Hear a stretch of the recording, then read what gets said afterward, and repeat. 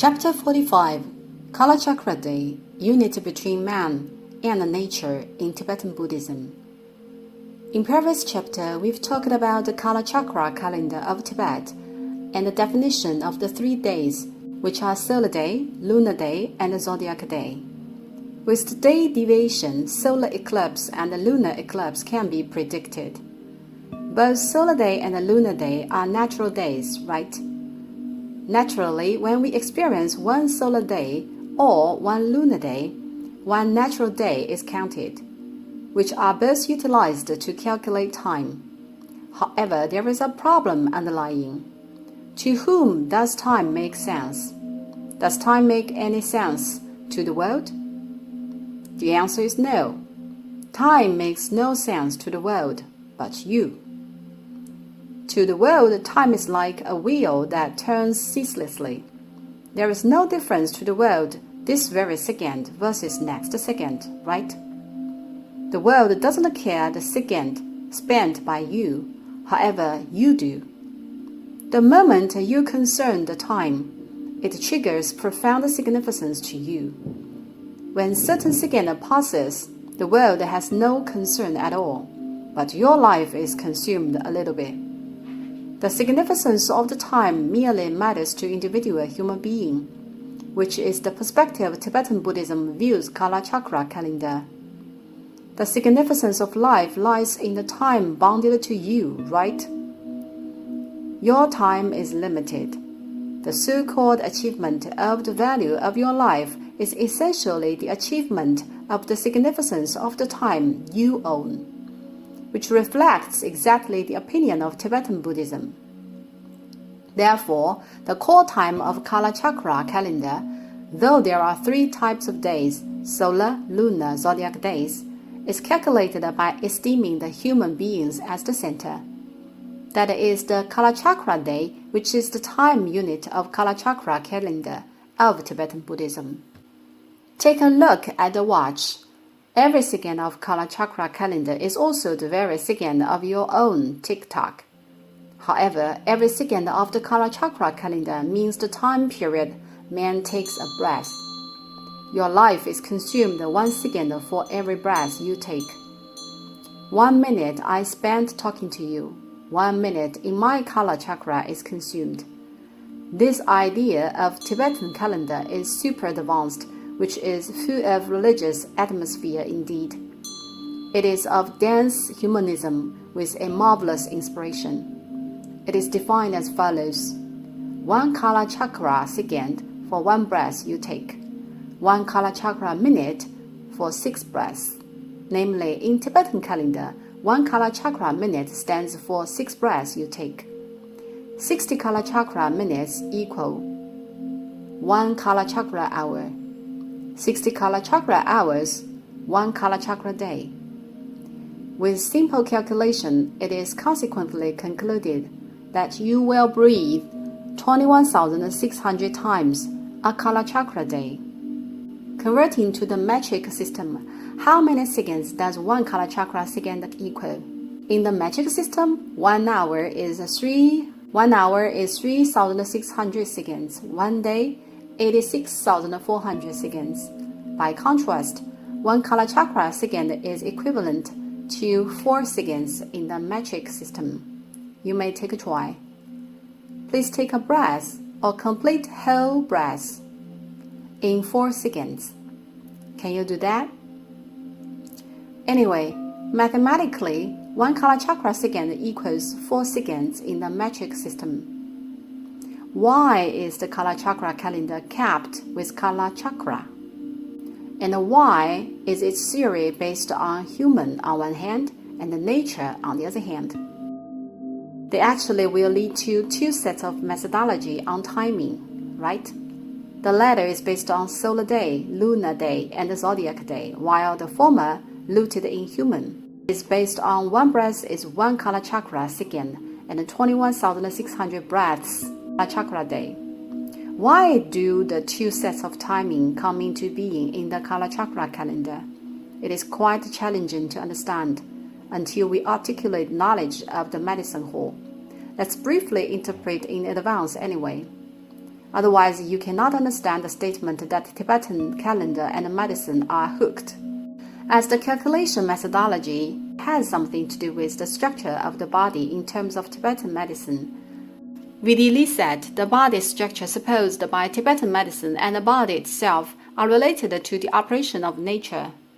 From the perspective of human as the lute, in Kalachakra calendar, Tibetan medicine thinks your left nadi channel is a rising dragon, qi, when it beats. Right nadi channel, another rising dragon. These two currents of qi move through the body midrib and swell in the thorax. This is a conclusion merely from observation, as the knowledge that pulse beats derived from heart beating was not perceived at that time. On the contrary, it is believed that the pulse beating leads to the swirling of qi in thorax upon the left and right dragons meet there. This swirling of qi is like a wheel of qi. Then what? It is 1 second for one breath, and the wheel of qi takes charge of your breath, right? Repeatedly. Though we know nowadays that it is wrong for the theory, it was just the observation consequence at that time. Two dragons rise from the left and right nadis channels and then meet to swirl in the thorax, where the swirl wheel comes into being. And this swirl wheel is exactly in charge of your breath, namely your 1 second. This wheel is named the inner Kala chakra.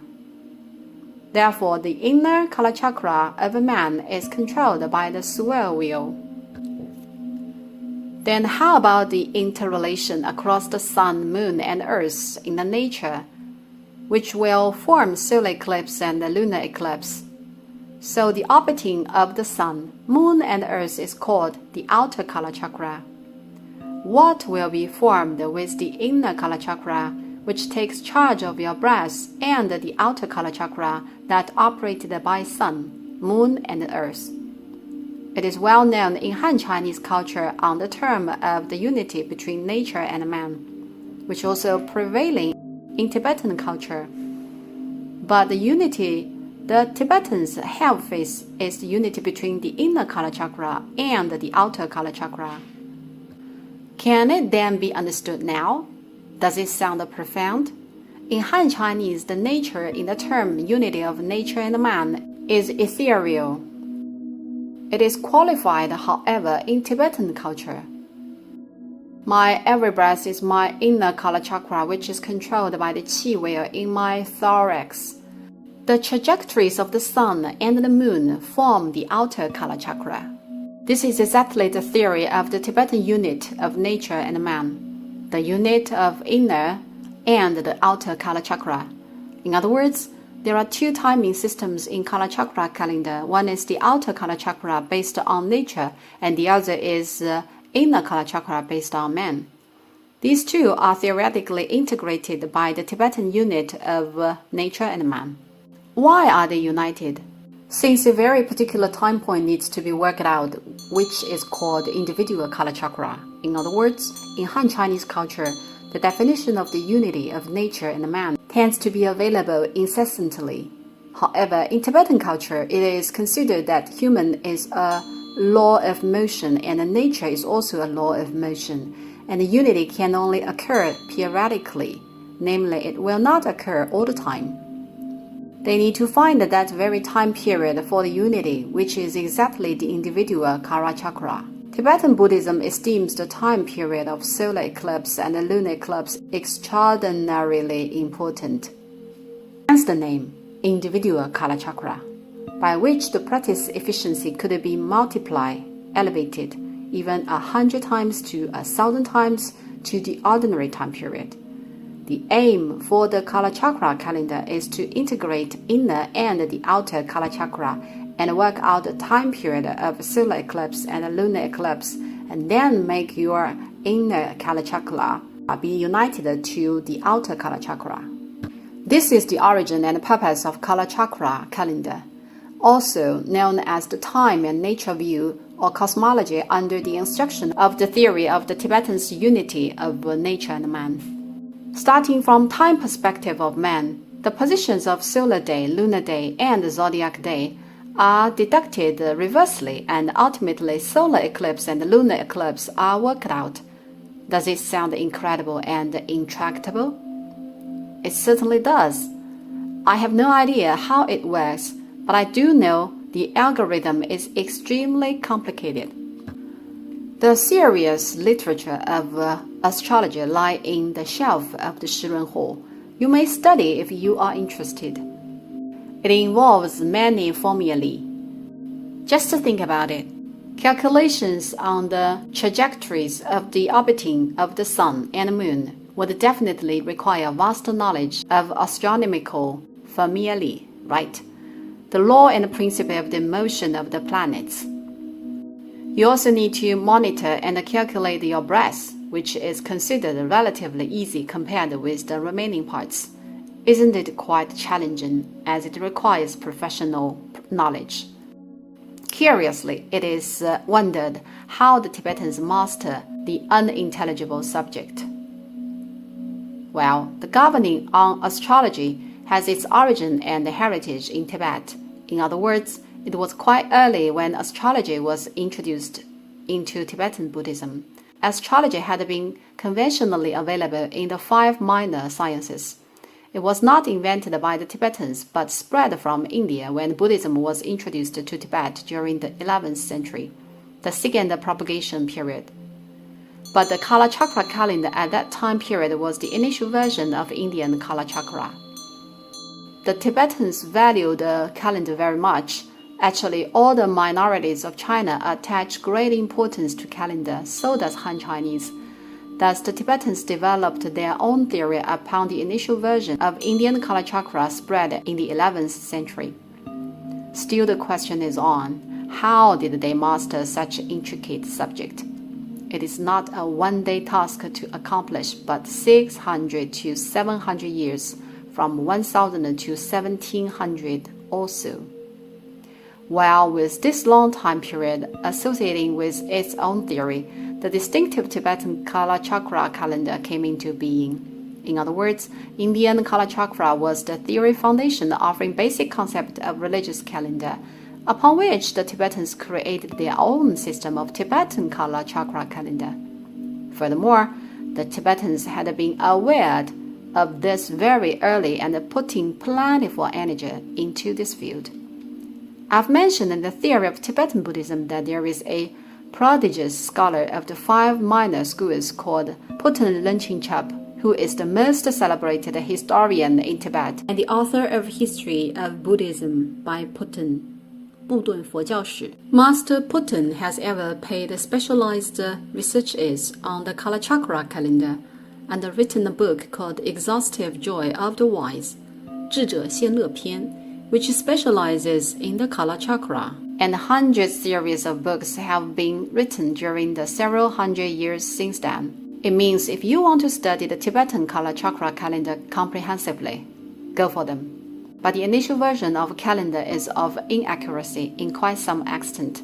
Just imagine 600 to 700 years were consumed to research and study from 1000 to 1600 CE also. Inaccuracy or error is inevitable.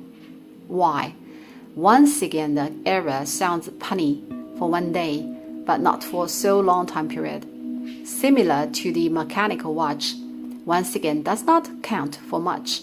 Then how about 10 days, 10 years, 100 years, or 500 years?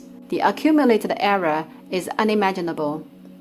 The course in Shirunhe is not the old version of Tibetan Buddhism, which is defined covering from the times of Master Putten to the early of the Qing dynasty. The course taught is the new Kala Chakra calendar. The textbook of the Yonghe Palace is quite up-to-date version. To what extent? This version is edited based on the initial version of Tibetan calendar, but associated with the Western calendar. Hard to imagine, right? Well, how does the new version come from then?